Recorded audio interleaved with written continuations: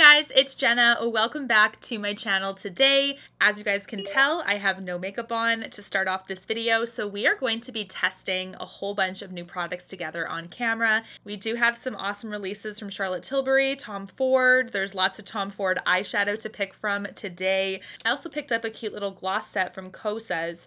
So this is one I'm going to also check out for the first time. I haven't tried these glosses before, but they come highly recommended, and we have a whole bunch of other things to try. So let's get started.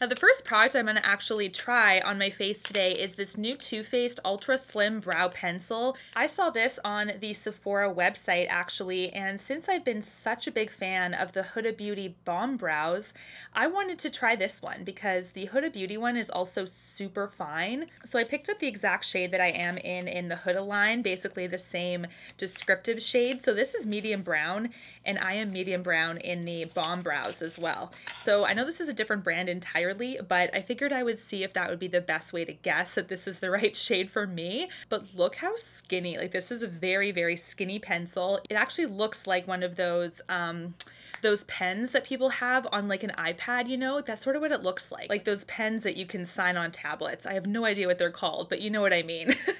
This is the product here. It is actually a slanted product. So you can see what I mean all zoomed in. It's a slanted pen. So the Huda one is actually rounded. So that's a little bit different first and foremost. And there is a spoolie on the back of it, which is just like the Huda product as well. I don't have too much to fill in, luckily. Because my brows are microbladed, I get to have like a pretty good way of just tracing and just filling it in, which is super, super nice. It's definitely a little warmer than the Huda product. So right off the bat, shade-wise, this one's a little bit of a warmer brown. I'm not mad at it though. I think it actually is really beautiful. But what I will say is that just a first impression, like the slant of this product, it's not quite like my favorite. I think I would have rather how the Huda one is, which is a rounded point.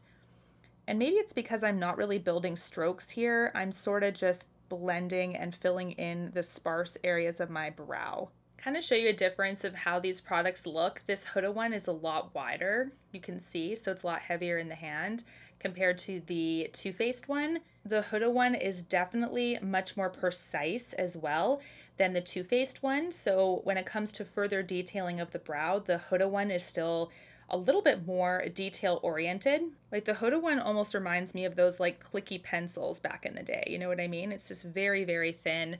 And as you can see, it's a bit more of a cooler brown compared to the Too Faced ones. The Huda Balm Brows is on the left. So you can absolutely see that that is like quite a bit more strokes than the Too Faced one. I had to build it up so that the swatches kind of match there.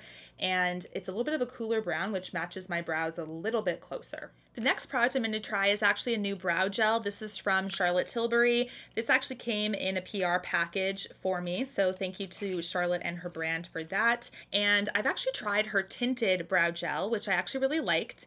This is the clear brow gel, so I'm just going to put this over top of the Too Faced product that we used already. You can see this packaging is like a gorgeous reflective gold packaging for Charlotte Tilbury. Spoolie is this guy here. It's actually not too thick. And when it comes to brow gel, especially a fresh one, I like to dab a little bit off on the sides of the tube, so I don't go straight out and then apply. I actually like to go more so on the tail first too, just in case it's a little bit more, I guess, concentrated, because then I can just work it through this side of things instead of putting a lot of gel at the front. So that's what I typically like to do until I get quite a bit of the product off of the wand, and then I like to go in to the front just to keep the front nice and fluffy. The next step that I do always in my beauty routine is my eyes. So I'm going to go in with the Smashbox 24-hour primer. I don't have a new eyeshadow primer to try today. This has been my tried and true primer, you guys know, for a long time. So definitely talk to your ear off when it comes to this product, but it's nice and moussey, it's nice and creamy. It doesn't provide any, I would say, coverage-wise. Like if you're looking for an eye primer that covers veins and stuff, this is not it, because you can see it blends into the lid here and doesn't provide a ton of coverage when it comes to masking. But what it does do is moisturize the lid beautifully, and then it sets on its own. You don't have to set it with powder. I do sometimes, or I don't. It just depends on if I have the extra time for the extra step. I like that piece of it because it's nice and versatile that way. Smashbox is known for their primers, and this does not disappoint. You can see it's actually very well loved. There's a nice crack through the container there. We only have to wait a few seconds for it to set fully. Now, there's quite a bit of eyeshadow to try today. I have quite a few Tom Ford quads, and what I'm going to do is I'm going to rank the new quads, I think, because there are 4 literally that I picked up in the last week or so. The first one is from the Nordstrom sale. This is Cognac Rose. So I'll show you what this one looks like. Super, super pretty. Now, this is a beautiful fall palette to me, and a lot of you guys said it looks like another palette, and I actually have this palette in my collection, and you're totally right. This gives me very similar iconic illumination vibes. So if you can take a look at this, this is very clearly a different formulation in the Pat McGrath, so they're not going to be exact, you know, dupes or anything, because this quad here is a Blitz Astral quad from her. Look at how similar this is. Really similar. So the difference though, of course, is the textures. So you can see how different they are. The Tom Ford being on the left and Pat McGrath on the right. You can see that although they look similar in pan, they definitely don't translate the same way. This goes for all the rest of the shades too. So it does look very similar on the outside, but on the inside, no. So if you do happen to have the iconic illumination palette from Pat McGrath, since it was released first, you don't have to worry about getting the Tom Ford one if you're interested in that. So this is one option we could do today. Now, another one that's already been in my favorites video, actually for July, is this one from Tom Ford. It is Coquette. This is one that I've picked up recently as well. It is super stunning on the cooler side, very everyday friendly, beautiful pinky purples with like some brown elements. So, so gorgeous. This is one from a Nordstrom set as well. So these two were in my life like not that long ago. And then Tom Ford released these guys. These guys have been renamed, I don't know why, for the US and Canada, but on the back of this next palette, this one is Metallic Denim. This is actually my first like blue kind of color story quad from Tom Ford. This is one I'm leaning towards trying today because it's so out of my comfort zone. Now this is renamed on the Nordstrom US site and Canada as Erythrial Blue. Is that how you pronounce it? I think that's how you say it. On the back of the quad here though, it says Metallic Denim, so I'm not sure why they renamed it. If you do know, let me know down below. The other one that was renamed was this one. This is Rose Prism, but on the Nordstrom US and Canada site, it was listed under Pop Dust. This is also a beautiful pastel, gorgeous spring palette, and this is one that I feel like, you know, every little bit of me wants to gravitate towards this one first because these are the shades that I use a lot more often. I really wanted to try the blue quad from Tom Ford, so I'm going to do that I think today, and then I will follow up with how I feel about the rest of them and kind of like where they rank in my personal preference and my opinion. Every time I do experiment with blue, I'm always so surprised at how it looks against my brown eyes, so let's try it. Definitely building this a little bit on the lid here.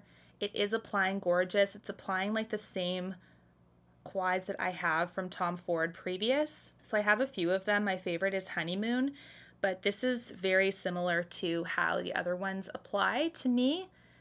They have a little bit of kick up in the pan because they are quite shimmery, but otherwise it's just been so easy to apply this first one. This next brush is a Rephr number 1, and I really need to wash my brushes. Just a side note, I'm looking at how many available brushes I have and there's not that many. So anyways, going in with the blue now. I'm expecting this blue to be quite light, and you can see how it's translating here. It is quite light. So take a look at just this first layer. Can you guys see that? So it doesn't look as scary as, you know, maybe some other blues do. Because of how light this opacity is, it's going to give you quite a bit of control here, so you don't have to worry too much. One of the biggest dangers with a bright color like this is when the opacity is quite strong, because then basically if you mess it up, you have to blend and blend and blend and really pray that it's going to work out. But this is a nice one because you can see that the opacity starts off quite soft. If you're somebody that wants that blue pigment right away, I don't think the Tom Ford product is going to be for you because it really is a very soft, buildable formula in my opinion. If you're looking for that bright opacity, I think Natasha Denona might be more of your cup of tea. So you can see here that it's building really, really beautifully. This almost does look like a denim color, which makes sense because it's like a metallic denim, you know, blue jean kind of color story. Now, just because I'm curious, I'm gonna go in with a fingertip and see how this translates, because look how that is just so opaque. So let's see if it adds a little bit of an oomph to this look here. This is significantly more pigment on this side, right? Just because I went in with my finger.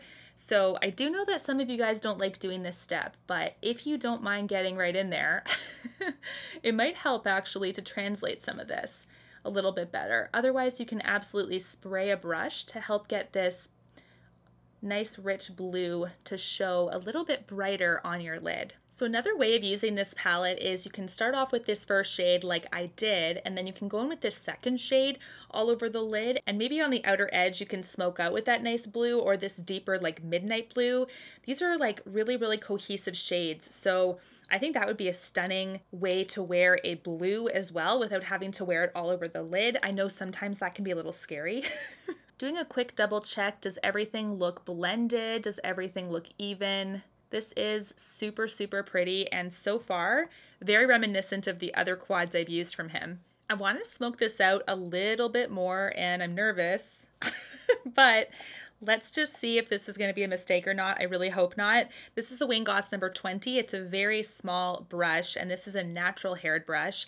I'm going to go in with that really smoky midnight blue right here on the bottom corner here, and I'm going to go just on that outer edge, just to add a little bit of a smokiness to it.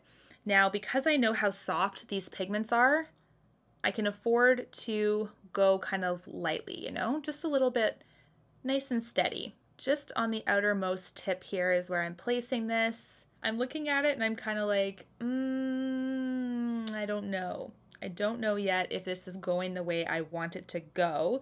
Maybe eyeliner and mascara will kind of save this, but we'll see. It's kind of like one of those things that I think the dark, like this part of it sort of overwhelmed me a little bit.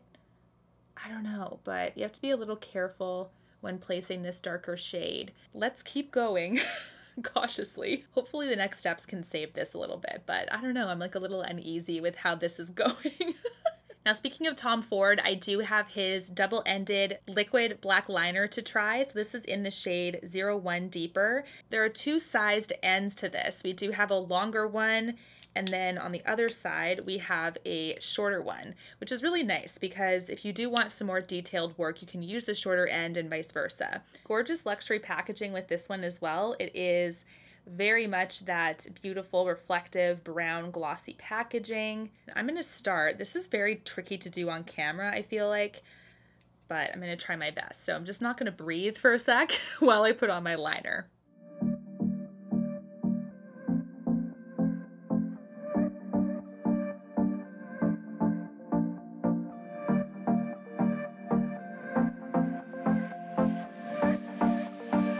So eyeliner is on, and what I will say is that this one actually did a really good job. So I'm just gonna put my mirror down a little bit, but this is one that reminds me, like the tip of it reminds me of the Stila because it's not super stiff where it doesn't have a little bit of flex to help you move across your top lid there. But because of the fact that this is longer, heavier, a dual-ended product, this feels heavier in the hand naturally because the Stila one is only the one end and it's a little bit lighter. So when you're actually applying this, for me personally, I've always anchored my elbow when I do liner. I don't know if it's just like to help keep it steady or what, but when I was doing the freehand with that little mirror there, I was kind of nervous. I was like not even breathing, trying to make sure I didn't smudge it. Really nice and opaque formula though. I really do like that. And I'm going to attempt to curl my lashes in this video.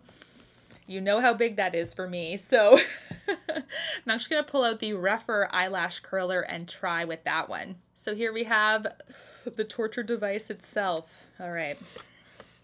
All right, guys. Ooh, okay. Don't be a baby. You can do this.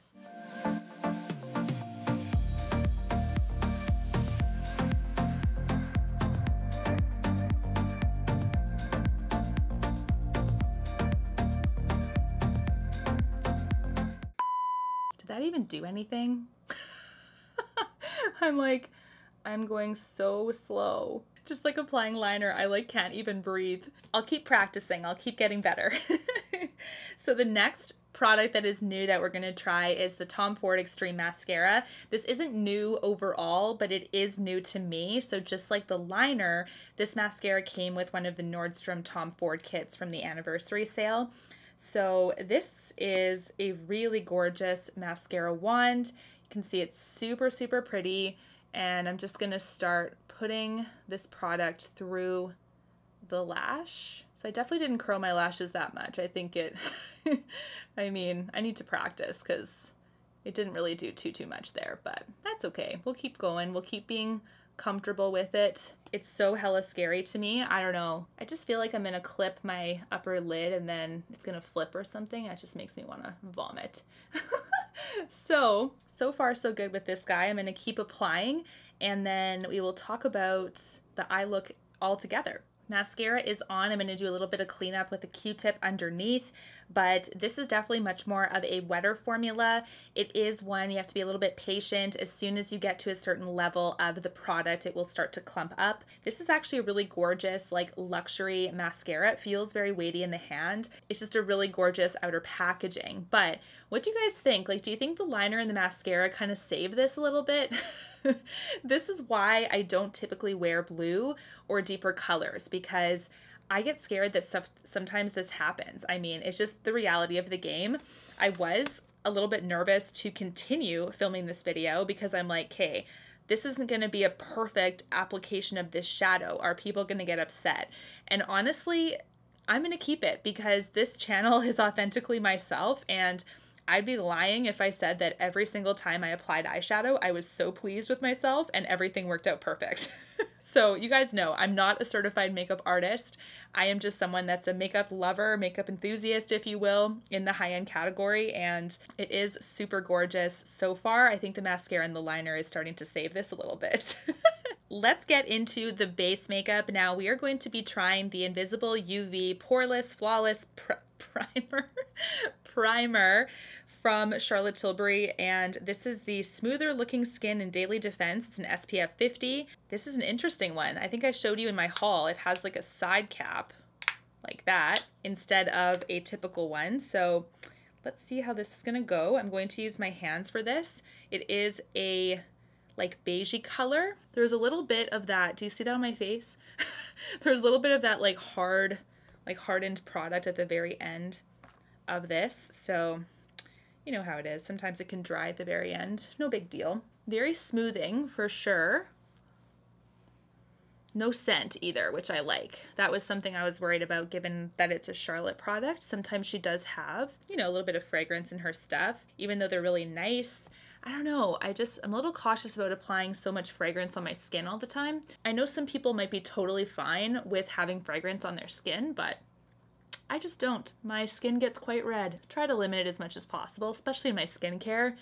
That's something where, you know, the products are going to be on my skin for such a long time that I'm just going to be a little bit more cautious. So you guys can see, based on, this is just the primer, you can see that it is quite glowy. Like, my skin is definitely glowy, which is nice. I don't think you're going to need a glowy primer on top of this. If you then apply the Flawless Filter or the Auric Glow Lust or something like that, or even like the Huda Beauty Glowish skin tint that has quite a bit of a glow, you're gonna wanna use a different sunscreen underneath that because it's gonna get quite bright. Let's see how the makeup is over top of it. Now for the makeup today, I'm gonna use something I got in PR. This is the Laura Mercier Tinted Moisturizer. It is a brand new reformulation. They tend to reformulate this every few years. 2C1, which is blush, a cooler side. We have 2W1, which is natural, a warmer side, or a warmer shade. So let's see which one is going to be better. Going in with a dampened beauty blender. This is actually the like Zodiac one. I think this is how the Gemini sign is supposed to be, not this. But anyways, I'm going to go in with my 2C1. This is blush. This is the shade that I thought worked the best. And this is a tint, so I'm going to assume light to medium coverage for this.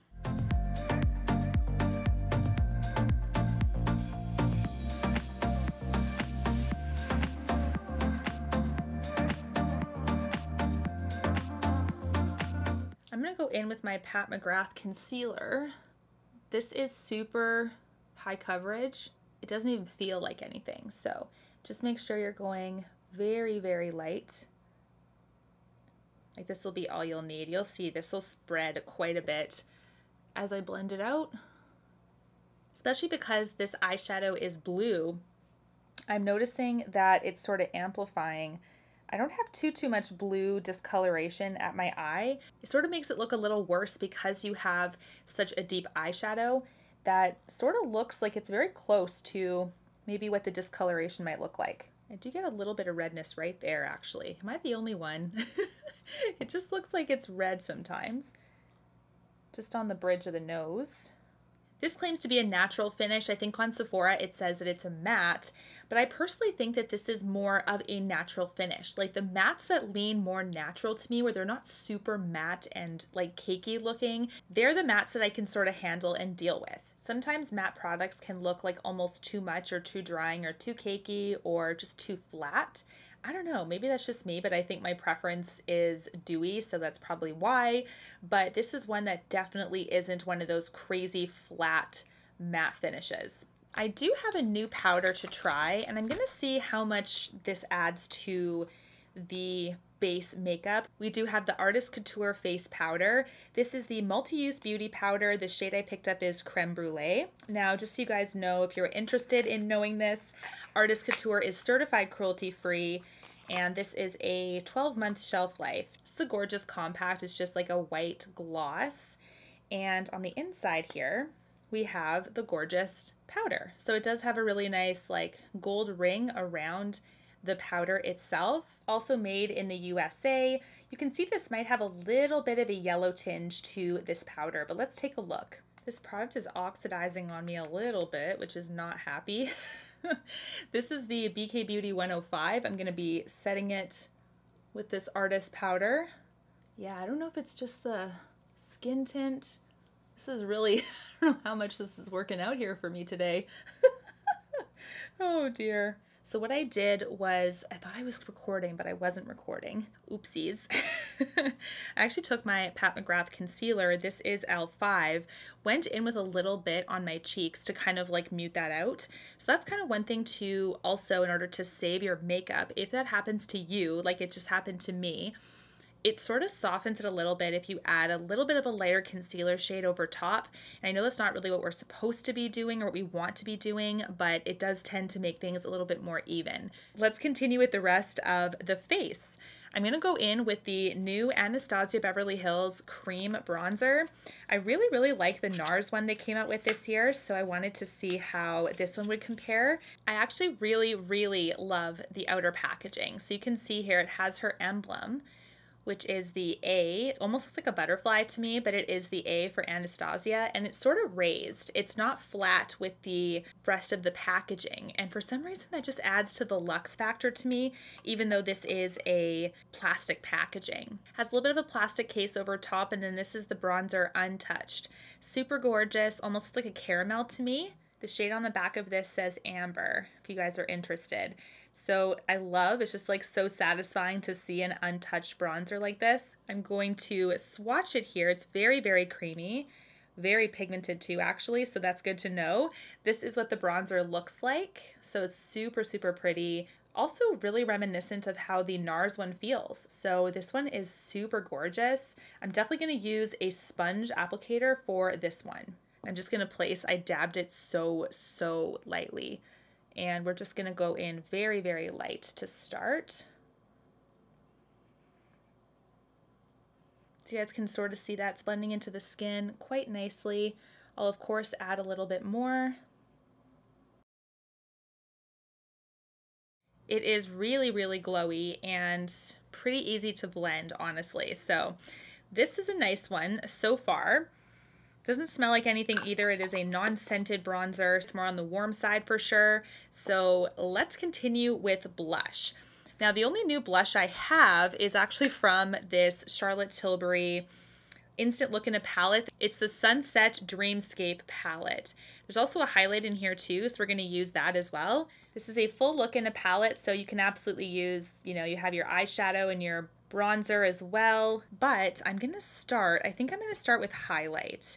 So this is just the highlight in here. I'm gonna use my Sephora brush for this, and we are going to go in with the powder. It's a super gorgeous highlight. This is one that does pick up quite a bit of product, so heads up on that. But this is a really beautiful golden highlight. You can see that it is picking up very, very quickly. So this is all I'm gonna need. I'm just gonna brush my little baby hairs. Very, very pretty. We're gonna go in with the blush next. Blend this outward. I do like to put my blush outward, more so apple of my cheek and out. We're gonna do that same thing on the other side. Going in with the lipstick from the Bobbi Brown Crushed Lip Duo, also from the Nordstrom sale. This is in Cezanne Nude. This is the lipstick I'm gonna finish off with today.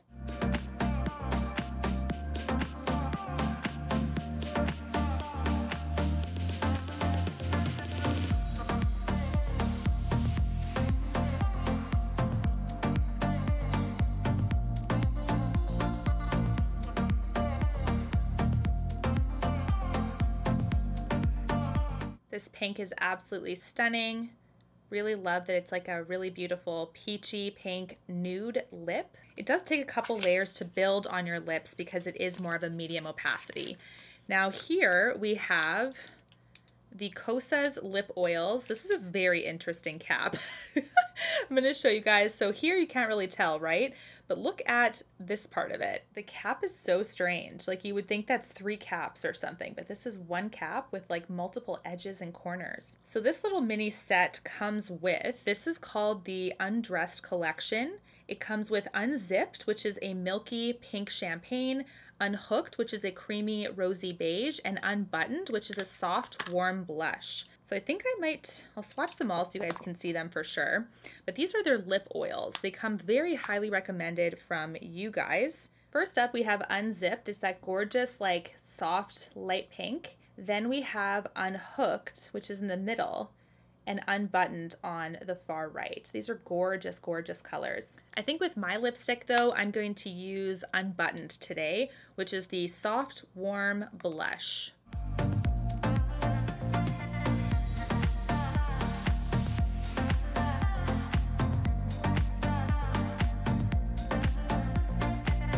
Setting the entire look today with the Charlotte Tilbury Airbrush Flawless Setting Spray. This is in the new White Tea of Bali scent. All right, guys, here is the final look. I'm actually really happy with how I sort of saved my base makeup from that little bit of oxidizing happening. I'm going to do a further test with the Laura Mercier Tinted Moisturizer because sometimes what happens is there is a little bit of a reaction with a primer and a base product. Sometimes that can happen, or it could just be the natural chemistry of your skin that makes a product oxidize over other products. There are products like the Too Faced Born This Way foundation that has oxidized on me like no matter what primer I'm using, and other people don't have that problem. So it just depends on, I guess, your unique skin. But this is a super gorgeous look, and I think I added a little bit, maybe too much bronzer. I don't know, is that a thing? Let me know if you guys want me to do more get ready with me style, trying new makeup videos. I love doing this, but of course it is something that doesn't always work out according to plan. But I think you guys like that I like to keep all that stuff in there too, because I'm not perfect at applying makeup. I wish I was, but I do love it. I love creating with it. I love reviewing it. So thank you so much for watching as always. Until my next one, guys, take care and stay safe. Bye, guys.